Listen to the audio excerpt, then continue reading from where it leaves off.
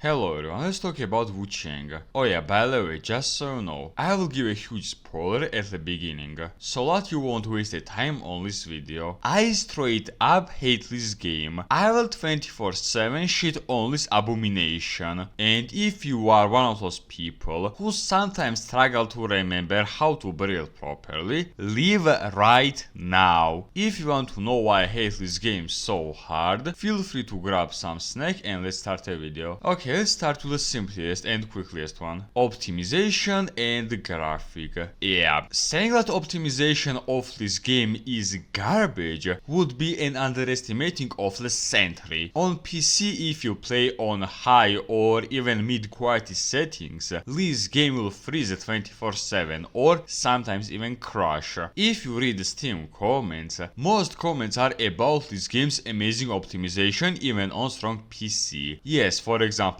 I played on a very low graphic, and yes, my footages look like a mess, and yes, I have a pretty weak laptop, but you want to know a funny thing? I also played Elden Ring and Lords of the Fallen on my laptop, and you know what? The quality was nowhere near as bad as in Chang. And don't you dare to say that Chang has overall higher quality graphic compared to Elden Ring. Compare for example Leyndell, Raya Lucaria or Mesmer's Castle to any Chang location and tell me which one looks more detailed and beautiful. Chang is your another shitty Unreal Engine 5 game that of course is broken. Like, I don't understand why the hell devs still use Unreal Engine 5, which over and over completely fuck ups any game's optimization. Fuck it, ignore Elden Ring. Compare Stellar Blade's optimization and graphic to Chang. Graphic wise, Stellar Blade, if doesn't look better, is at least no worse. But unlike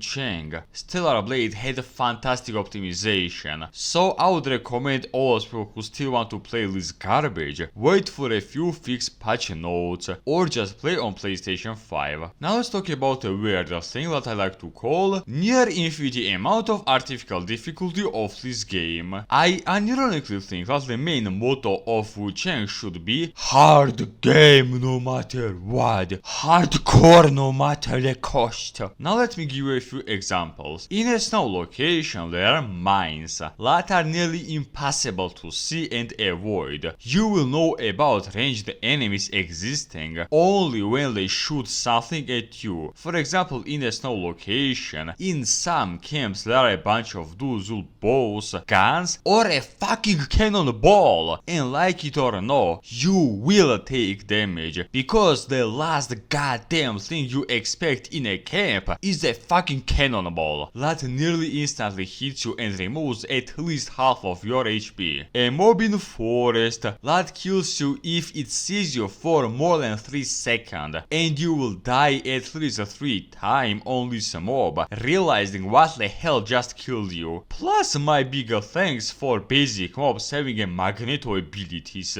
Remember how in Sekiro, for example Monk, relocated her spear in mid-air, and how absolutely no one liked this garbage mechanic? Yeah, pretty much all enemies in this game can do 100-degree spin in mid-air or even in mid-heat, and unless you absolutely perfectly dodge this move, you will take damage, plus a very shitty hitboxes and misleading visuals. But about that a bit later. After dying a few times, your souls will transform into a challenging mini boss, and if you want to get your souls back, you need to kill this mini boss, who also might be surrounded by basic mobs if your place of dying was a very unlucky place. This game's combat system is very fast. Well, actually no. Bosses of this game are very fast and aggressive. Yet everything, yes everything that you do in this game is in slow motion. Buffing your weapon is an eternity. Your abilities have a slow cast. Your S2's drinking speed is Dark Souls 2 2 level drinking speed. You have absolutely low amount of stamina and vigor, especially in early game. Camera during boss fights and especially against mobs in locations shows you absolutely everything besides the fight itself. The camera in Wu Chang is even worse than Sekiro's camera. And let's say something about this game's quality, don't you think? Bosses will one-shot hits and almost non-stop spam, but I'll talk about bosses a bit later. Now I want to talk about my favorite thing in this shitty-ass excuse of a game. First, beyond broken hitboxes. I even made a short video about these hitboxes. Let me actually show you.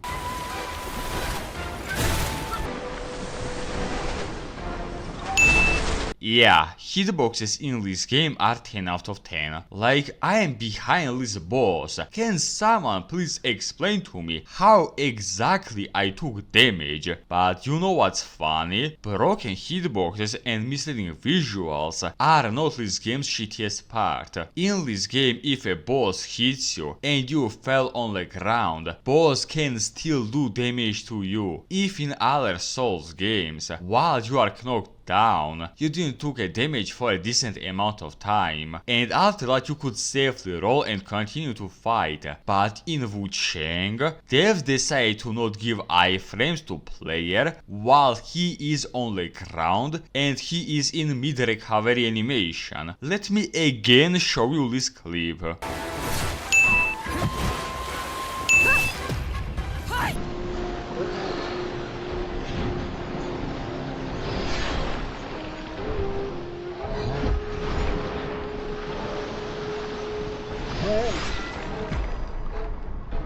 Also, any boss, fuck it, what a boss, any homeless can either one or two shot you, and because of all of that, you have close to zero rooms for mistakes. If you fall down and the boss is in his mid combo, you are just dead. If you fucked up a bit, bosses will instantly punish you, because this game's ASOS ringing speed is so huge. Any boss will hit you during healing animation. Many bosses can put some effects on you, and you need to remove them quickly, but good luck eating these pills when bosses almost non-stop spam you. And because of all of that, because of all of this bullshit, I think that Wu Chang's difficulty is 100% artificial. You might say that, for example, Sekiro also had some shitty moments. For example, any homeless could stun lock you, fighting two enemies at the same time was nearly impossible, bosses could one or two shot you, and other shitty moments. Yes, you are correct. But you know what? In Sekiro you had a fast main character, you had unlimited amount of stamina, spammable ultimate block, you could run away from most bosses and recover, because your base move speed was simply higher than most bosses. You had arm tools, which significantly made your lives easier, and most importantly, you had a revive. If you fucked up, you could always revive once or even 3 times, and because of that, Sekiro's shitty parts could be nullified. But in Wu Chang, you, once again, just don't have rooms for mistakes. Now let's talk about combat system.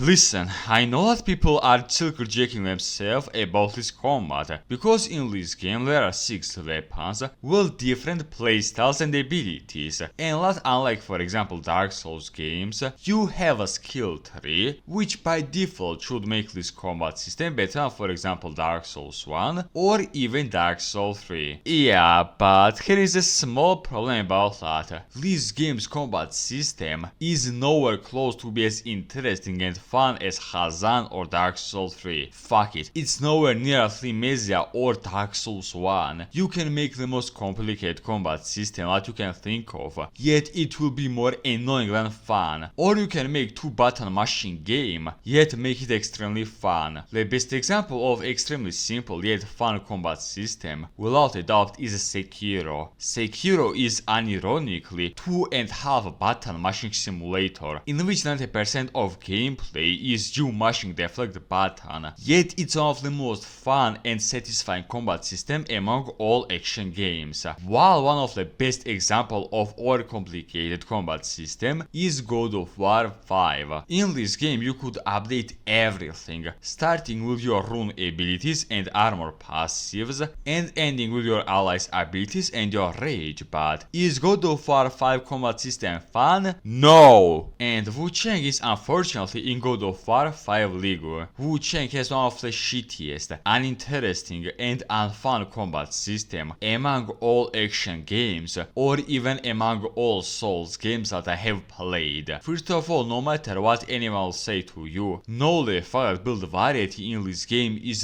dead until New Game Plus. In this game, yeah, you can take two different weapons and for example use Spear's Age of War and then quickly use Dual's Age of War or something else. But the problem is that until late game or even until New Game Plus, you physically won't have enough level to use two different weapons effectively. Because if you have for example longsword at +4, you at best can have other non-longsword weapon at +1. Yeah, in late game or even on New Game Plus, you can use different weapons and combine them to each other, but no the fact 90% of this combat is unironically R1, one must have and one changeable Age of War, and the magic, which 90% of the time is completely useless, because once again you need to be in late game in order to properly use both magic and melee weapons. Plus most magic are pretty shit tier, because they either need many blue stats or have very long cast time. Maybe melee weapons have a very interesting use, like for example in Hazan, a game in which each weapon had multiple abilities, many different wombo combos that you could use in a fight, and each weapon had completely different playstyle with its own combos. Well, not really. Like I said earlier, all weapons have one must have and one changeable Age of War, which is not the most interesting thing, because once again, even in Dark Souls 3, nearly any weapon had two Age of War. When it comes to playstyle, yeah, for example, Axe has different playstyle than Spear, but it's the same difference as for example in Lords of the Fallen, in which Spear is just a fast pointy long range poke weapon, while Axe is a slow yet high damage weapon, but will one must change and one must have Age of War. There is nothing mind-blowing about these weapons, just okay at best difference, mainly because of a different Ages of War. Now let's quickly talk about these Ages of War. In my opinion, nearly all of these Ages of War are beyond useless. I haven't tested all of them, simply because I didn't play this game fully, but among the ones that I tested, it's unironically better to spend your blue hits in order to cut faster charged hits, which can poise break most bosses if you hit their back. Also, in this game there is a deflect mechanic, aka Sekiro blocks. And if you want to use deflect against bosses, remember one very simple rule: don't use deflect more than once. Don't even think of using this deflect like used in Sekiro, Hazan or Lies of P. In Wu Chang you use deflect once, then R1 exactly twice, and you should immediately roll away, otherwise like it or no, you will take damage. Don't believe me? Watch Ungbal, the sweatiest parrier among all players, and even he rarely uses parry. That's how shitty is this game's parry. Don't listen to people who unironically say that this combat system is amazing just because there is a huge as skill tree. This combat system is nowhere close to be as interesting and fun as for example beat 'em up games like old God of Wars, Ninja Gaiden, and especially Devil May Cry. Fuck it, this game loses to most From Software's games combat system, not to mention Code Vein, Lies of P, Wukong, Stellar Blade, and especially Hazan. In Wu Chang you have 2 at best usable ability. In Hazan you have 6 different abilities, an actual skill tree that gives you abilities and some interesting passives, and not plus HP and damage. And also you had Ultimate Form that also gives you abilities. Saying that Wu Chang has the best combat system among all Souls-likes that came out in 2025 is a proof that a person By the way, about list skill tree itself. Listen, I know that many people are saying that list skill tree is good because everything that you need is in list skill tree and you don't need to run back and forward over and over to update different things, but honestly, I prefer for example Dark Souls 3 combat system over Wu Chang. In Dark Souls 3 you found Estus shard, your max health is increased. You found Bone shard, cool. Now your Estus restores your health more. You updated some weapons at some level with the help of Andre. They will have this level if you change your build, and if you want to update other weapon, you just go to Andre and update it. You farm it for a while, cool, update any style that you need right now, be it Vigor, Dex or Luck, and you are good to go. But in Wu Chang, game devs for some reason showed absolutely everything in skill tree updates. Like, can someone please explain to me why in order to increase my Estus and its effectiveness, I should spend my souls in a skill tree, or why in order to update my blue icons, aka mana, I need to spend souls and update them in skill trees. Why not make a traditional weapon and Estus update and not this mamba jamba in which absolutely everything is showed in a skill tree update. Plus you can for example increase vigor in a row. Let's imagine that you play for example Bloodborne. You see that you are out of stamina very fast, or that you are dying very fast. You just farm for a while and update any of those stats as many times as you want. But in Wu Chang, you can't update for example vigor stat in a row. Sometimes the update is vigor, dex, endurance, and only then again vigor. You might not agree with me, but in Wukong, despite the fact you had much less updates and much less skill points compared to Wu Chang, in Wukong you had more diverse, interesting, and most importantly, fun combat system. And you also had more freedom in low skill trees. You want more HP? Cool, here is a separate skill tree just for vigor, endurance, strength, and other stuff. And not, please update 4 stats in a row in order to update a stat that you need right now. In 2 words, saying that this game's skill tree or combat system is amazing, and especially saying that this game has the best combat among games in 2025 is an insult to sound like Hazan. Now let's talk about bosses, and oh boy, where should I even begin with? I will be honest with you, I deleted this game in mid-game during this Fox Lady boss fight, and I will show you the exact reason.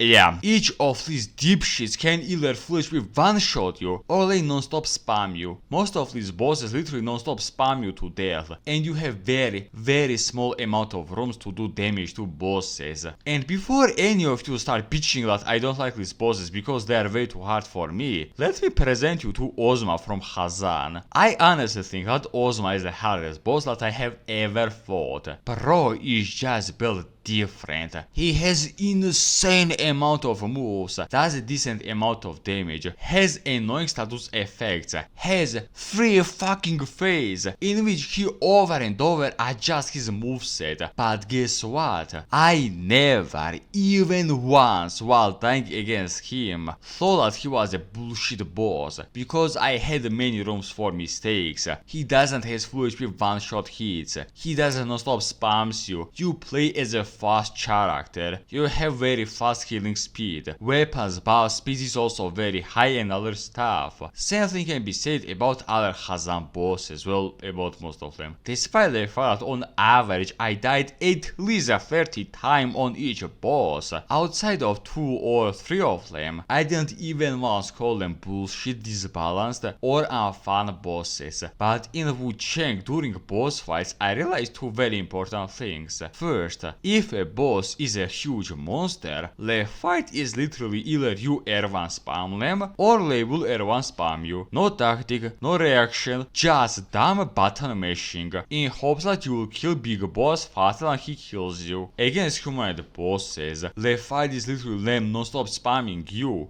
waiting for opening and try to hit bosses back with charged hit, which allows you to instantly poise break them and do a very good amount of damage. And no, the problem of these bosses is not the fact I am doing low amount of damage or that I need insta win button. The problem is that I 24/7 have to play as passive as I can, otherwise I will get either one-shotted or stunlocked to death. I had the exact same complaint while I was playing Elden Ring DLC against Consort Radan. Against him I had to play this fight as a little sweet princess, otherwise boss would like Idavra me or stunlock to death over and over. Like, I don't understand why so many Souls devs think that having a bosses against whom you just have to spam roll button and once a year do a hit is a good boss design. How the fuck we went from Bloodborne, Dark Souls 3 and Sekiro, in which you could play aggressively against bosses, to Wu Chang, in which you just spam roll button and beg that you will successfully backshot bosses so that you can repost them. Plus, among bosses that I fought, there was not even a single boss that I liked. Yeah, maybe in super duper late game there is some amazing top tier Slave Knight Guile level quality boss, but honestly I couldn't bear getting one farted and playing like a little bitch any longer, and I just deleted this game. Even though this game has shitty combat, even though this game has extremely shitty boss fights, because our main character is a deserved exhibitionist, there is something that this game did worse. Locations. Dear God, there is nothing that I hate more in this game than locations. They are so stretched out and confusing, it's just not even funny. I unironically think that these locations are artificially stretched out, so that this game won't end in 10 hours. In each location there is at least 3 different paths, and sometimes there is underground cave that also goes somewhere. Plus, just like in Dark Souls 1, there is interconnection to some locations because of shortcuts. You might thought it's a good thing, because it's interesting where you will find yourself if you go this way. Yeah, but here is a huge problem about that. Remembering where you went and trying to figure out where is the right path is not the easiest task. I will give you the best example that personally I had. After at least 3 boss, there is 3 different paths. One is a short path that has a dead end, and 2 of them have very big continuing. I obviously didn't knew about that, and instead of going into winter location, I accidentally went into a forest. I got fisted in this location over and over, but I couldn't even think that I was in a wrong way, because I forgot about the fact that there was a 3rd path in a previous location. Plus, basic mobs on average were not that tanky, and only after I got my ass whooped by this bird lady, I realized that I completely missed many locations. Basically, imagine playing Dark Souls 2, and after killing for example Pursuer, instead of going into a prison and fighting ruined sentinels, you went inside Iron Keep, and you had to try hard smelt a demon. Yeah, was not the most fun thing to do. You might say that it's my problem and blah blah blah, but now I will give you other example. In a snow location, after killing this boss and before a fox lady, there is a small town, and dear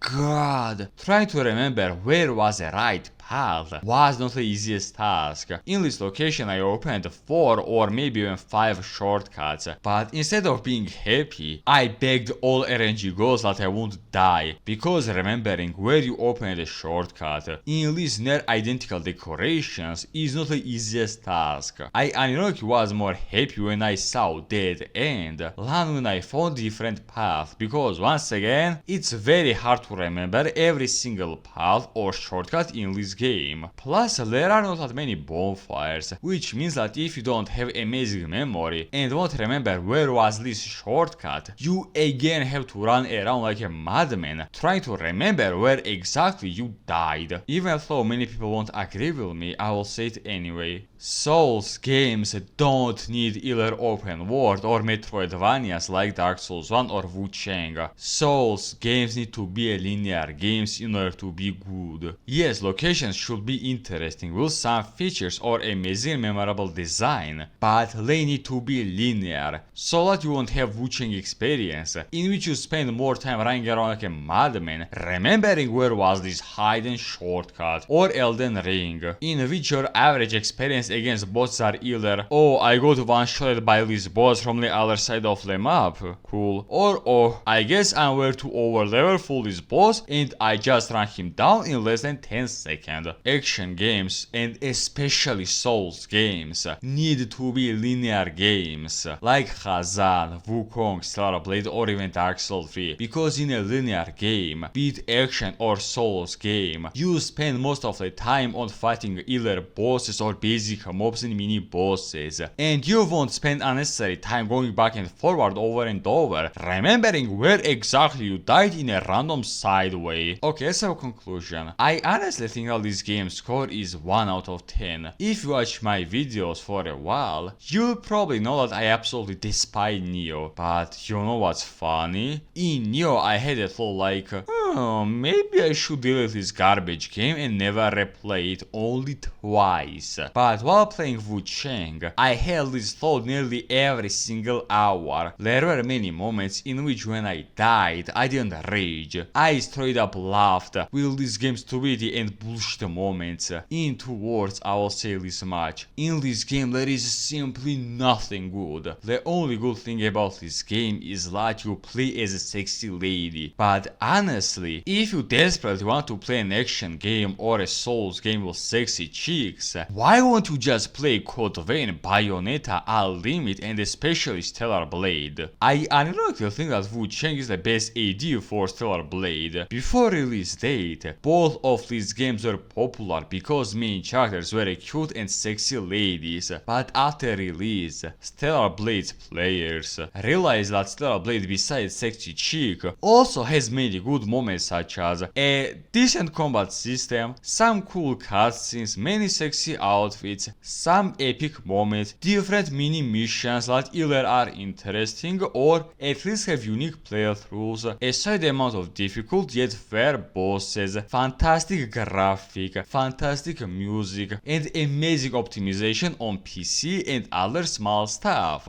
Yeah, this game also had its own problems, but as a whole, it was a very fun game that I replayed multiple times. But Wu Chang's entire achievement is that main character and some female bosses in this game are sexy. That's it. In both of these games, people were hooked by beautiful girls, but after the release, people very quickly realized which game was actually a high quality game, and which one just an empty gunner and hardcore Souls fanboys bait. Also, people who unironically said Wu Chang is the best Souls game of 2025, because there is no way that this abomination is anywhere close to Al Limit, which was a very decent game for its near non-existing budget, and this game is especially nowhere close to Hazan, which is a superior Souls game. Well, that's all I want to say. Type what you think about my video or about this game. If you like my video, press something under it. With this, I will say bye bye to you and I will see you next time.